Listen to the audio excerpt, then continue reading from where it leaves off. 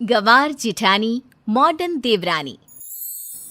अर्पिता की शादी राकेश से तय होती है, जो एक सरकारी नौकरी करता था।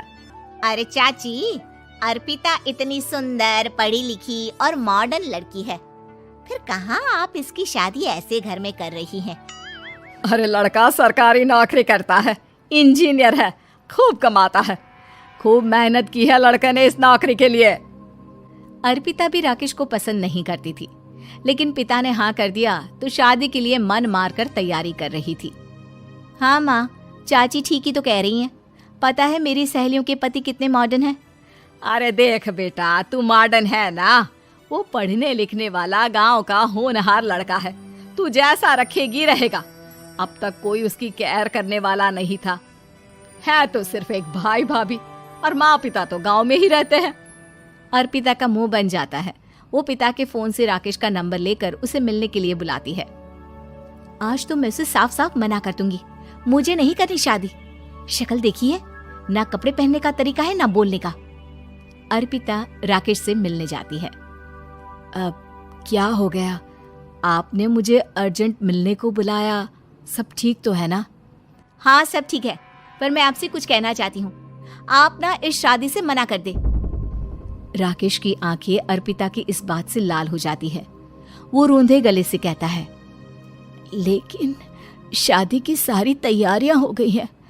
मैंने आपके साथ एक अच्छे भविष्य का सपना भी देख लिया है। ऐसा मत करिए प्लीज। माँ पिता के अलावा मैंने किसी को दिल से अपना माना है तो वो आप ही है। देखिए, मुझे आपसे कोई समस्या नहीं है, लेकिन आप मेरे जैसे नहीं हैं। मैं मॉडर्न लड़की और आप। मैं आपसे वादा करता हूँ, जब तक आपके लायक नहीं बन जाता मैं कभी आपसे बीवी का हक नहीं मांगूंगा। अर्पिता राकेश का प्यार देखकर पिघल जाती है और शादी के लिए हाँ कर देती है। दोनों की शादी हो जाती है, लेकिन शादी के बाद राकेश की भाभी, जो कि पूरी देहाती थी। ए राकेश, उठ, जब पानी भर कर ला और तेरी बीवी को बोल के चूल्हा लगा दिया है, रोटी बना ले। क्या है ये सब? और तुम्हारी भाभी इस तरह चिल्ला क्यों रही है? क्या करूं, भाभी ही खाना बनाती है और मुझे पढ़ने के लिए इस घर में रखा, तो मैं घर का सारा काम कर देता हूँ। अब तुम आ गई हो, अपने तरीके से देख लो। ये मकान तो तुम्हारे पापा ने बनवाया था ना शहर में, ताकि बेटा पढ़ाई कर सके। हाँ, पर भाभी ही पूरे घर में रहती है। ठीक है, देखो अब। अर्पिता बाहर जाती है। सूट पहनी अर्पिता को देखकर जेठानी का पारा हाई हो जाता है। ए शहर की हीरोइन, यहाँ ना चलेगा ये सब, समझी? साड़ी पहनो, साड़ी। वो नारंगी वाली निकाले हैं तुम्हारे लिए, जिसमें हरे रंग का फूल बना है, और सीधे पहुंचो रसोई में। मेरे आगे नहीं चलेगा ये सूट बूट का नाटक, समझी? देखिए भाभी, आप बड़ी हैं, आपने राकेश की पढ़ाई में मदद की, लेकिन ये मकान इनके पिताजी का है, तो मैं अपना पोर्शन अलग कर रही हूँ। मैं आज से आपके साथ नहीं रहूंगी। जेठानी का तो मानो पारा ही हाई हो जाता है। और ऐसा कैसे नहीं रहेगी? हाँ, और कौन बोला कि राकेश अलग हो जाएगा? वो अपने भाई के बिना नहीं रहता। आज देखिए तो, देखिए कल के आई छोरी क्या बोल रही है। राकेश के साथ बात हो गई है, मैंने ऊपर का हिस्सा राकेश को दे दिया है, उसकी अपनी जिंदगी शुरू हो रही है, तो अच्छा है ना कि अब रसोई भी अलग हो जाए। अर्पिता राकेश की ओर फक्र से देखती है कि उसने अर्पिता के लिए स्टैंड लिया। अर्पिता बाजार में जाकर सारा रसोई का सामान ले आती है। पिता के दिए सामान से घर सजाती है और अपने तरीके से पूरे घर की सजावट करती है। शाम को राकेश ऑफिस से आता है। कुर्ता पैजामे में राकेश को देखकर, अरे ये क्या पहना है? भाभी सिलती है ना कुर्ता, मैं सारी कमाई भाभी को ही दे देता हूँ।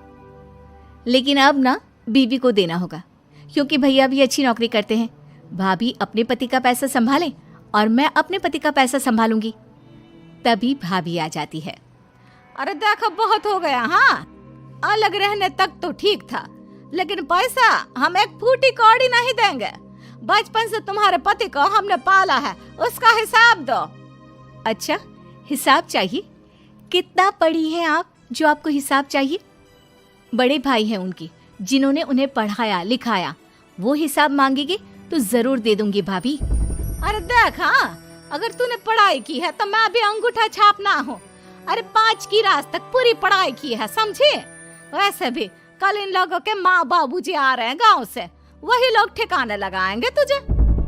अगले दिन सास ससुर आते हैं, दोनों बहुत ही सीधे लोग। अच्छा किया जो ऊपर के हिस्से में राकेश की गृहस्थी लगा दी। अब दोनों बेटे अपना अपना देख ले। छोटी बहू कहाँ है? अरे बहुत ही चालाक है माँ जी, ऐसी जबान चलाती है जैसे दर्जी कैंची चलाता है। वैसे बहू तुम भी कम नहीं थी। और सुनाओ।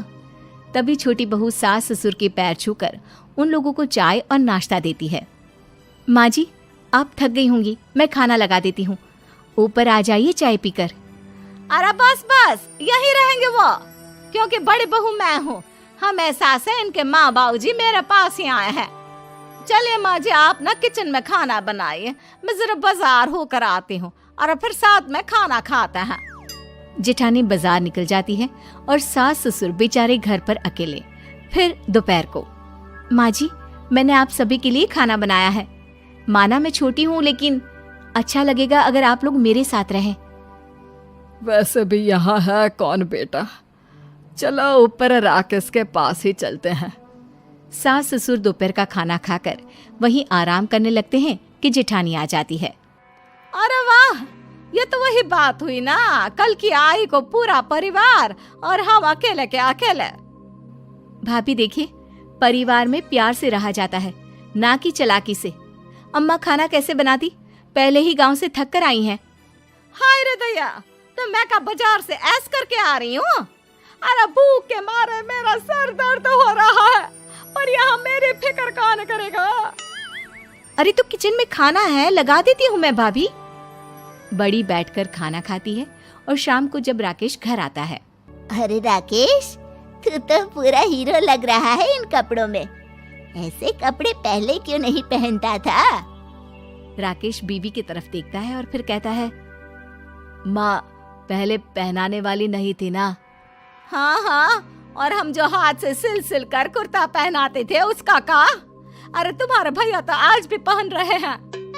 तभी अर्पिता सास के लिए कपड़े और ससुर के लिए शर्ट पैंट ला कर देती है। उन लोगों को फ्रिज से ठंडा पानी और टीवी में फिल्म दिखाती है। अरे कब से इनको बोल रहे हैं कि फ्रिज वाले आओ, लेकिन ये है कि मानत ही ना है। बहू, अब तो तुम ही समझाओ ससुर जी को। नहीं पापा, आप फ्रिज मत लीजिए। अरे वाह रे छोटे, खुद फ्रिज का ऐसे का मजा ले, और इनकी माँ के पास फ्रिज भी ना हो। अरे देखा पिताजी, देखा माँ जी कब बोल रही है। अरे उसकी पूरी बात तो सुन लो कि वो क्या बोल रही है। वो इसलिए क्योंकि अब माँ जी और पापा यहीं रहेंगे मेरे पास। घर को घर सिर्फ मॉडर्न या गांव की सोच नहीं, बल्कि संस्कार बनाते हैं भाभी, और संस्कार अच्छे हो तो सब सही हो जाता है।